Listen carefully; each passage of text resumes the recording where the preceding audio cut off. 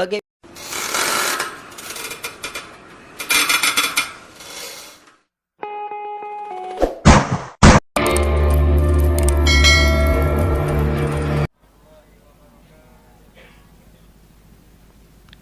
sama kita muliakan dan kita hormati para kesepuhan, para alim ulama, para kiai.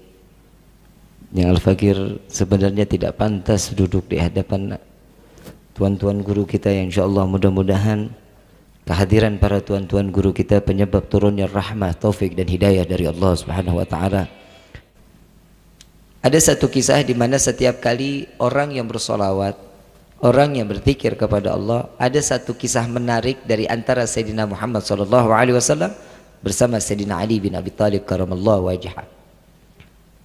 Beliau sedang beristirahat di dalam suatu dahan pohon yang rindang. Ada seekor lebah yang datang kepada baginda Nabi Muhammad SAW. Ya Rasulullah, engkau adalah tetamuku, izinkan aku melayanimu ya Rasulullah. Cicipi madu yang ada di sarangku, kata lebah tersebut. Lalu Sayyidina Ali dipanggil oleh Rasulullah, ya Ali, ambil sarang lebah tersebut. Ya Rasulullah, ini lebah nggak main-main. Kalau kita usik, maka kita akan disengat oleh lebah tersebut. Jangan khawatir, kata Rasulullah. Ambil, kita sebagai tamunya lebah tersebut. Diambil daripada sarang tersebut, dicicipi oleh Rasulullah SAW. Saat dicicipi, Rasulullah merasakan kenikmatan dan kelezatan yang sangat amat luar biasa. Lalu ditanya oleh Rasulullah, wahai lebah, bukankah engkau menghisap sari-sari daripada putik-putik bunga? Engkau mengambil dari sari tersebut dalam keadaan pahit. Bagaimana kok bisa seperti manisnya ini dan begitu sangat lezat manisnya seperti ini? Ya Rasulullah, ketahuilah, di saat aku menghisap daripada sari-sari putik bunga tersebut, aku diperintahkan oleh Allah untuk bersolawat atas namamu ya Nabi Muhammad SAW. Maka keluarlah madu yang begitu lezat. Kenapa? Karena aku menyanjung dan mengagungkan namamu ya Rasulullah. Kalau seandainya lebah karena solawat dapat menghasilkan manis, dapat mendapatkan kelezatan yang saat ini kita sering kita dapatin dari seekor lebah, kita dapatin kelezatan dan kemanisannya yang luar biasa karena solawatnya kepada Nabi SAW. Binatang, lebah itu binatang, kalau dipikirin nggak punya pikiran, tapi Allah kasih kita pikiran, Allah kasih kita hati untuk bersolawat kepada baginda Nabi Muhammad SAW. Wallahi, ana yakin, wallahi tidak akan lebih manis daripada madu. Seandainya kehidupan kita bersolawat kepada baginda Nabi Muhammad SAW, maka akan Allah kasihkan kemanisan di dunia maupun sampai di akhirat kelak. Amin ya rabbal alamin. Ini tanda syukurnya kita. Kita masih diringankan lisan kita kepada Allah Subhanahu wa taala untuk berzikir, untuk bersolawat, untuk mengingat Allah. Ini bagi sahibul hajat. Kalau kita ngebahas tentang pengantin, kalau kita ngebahas tentang nikah, insya Allah di sini mah sudah khatam ini. Mau yang laki, mau yang perempuan udah khatam, udah bab nikah. Tinggal pelaksanaannya aja, Beb. Guru-guru kita udah sering ngasih tahu. Tapi kadang suka bingung, Kiai. Bingung bener sama anak-anak muda sekarang nih. Kadang suka bikin keder malaikat. Kalau lagi jalan ke majelis, jalan yang laki pakai peci, pakai koko, pakai kain. Yang perempuan pakai nikab, ditutup, belum mahramnya.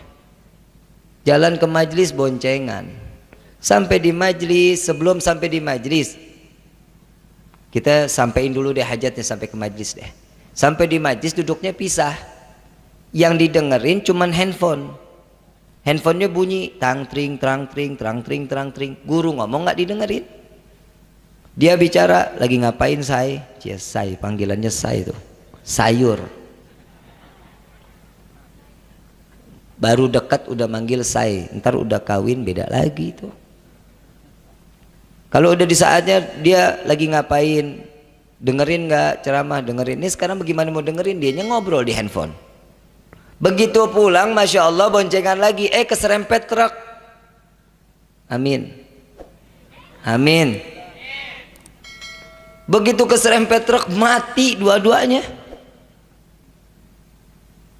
Nggak ada yang mau aminin lagi. Habib sadis ini. Tapi suka bingung anak-anak muda tahu ilmu. La taqrabu, jangan deketin zina, tapi dempetan, tapi boncengan. Coba lihat kayak sahibul hajat nih. Nih laki baru namanya.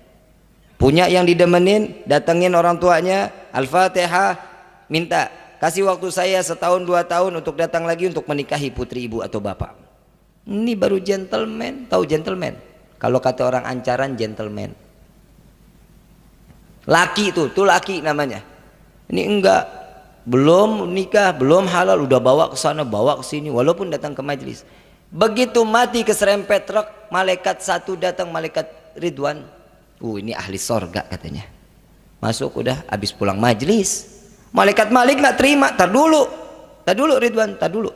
Ini anak sedang bermaksiat. Loh, kenapa? Ini orang kan keluar dari majelis. Loh, sedangkan dia bukan mahram. Tuh coba, malaikat bikin keder nggak? Yang satu mau masukin ke neraka, yang satu masukin ke sorga. Ini buat anak-anak muda nih semuanya nih. Buat anak muda, tolong jaga akhlak daripada baginda Nabi Muhammad SAW. Jebolannya jebolan akhirat semuanya. Ini kalau Anda suruh bicara di sini, Anda bingung. Yang kita ngajak ngomong kiai, ilmu lebih jauh tinggi, Anda baru netes kemarin ini. Yang mestinya dinasehatin kita, tapi minta maaf kiai, minta maaf, minta ridhanya.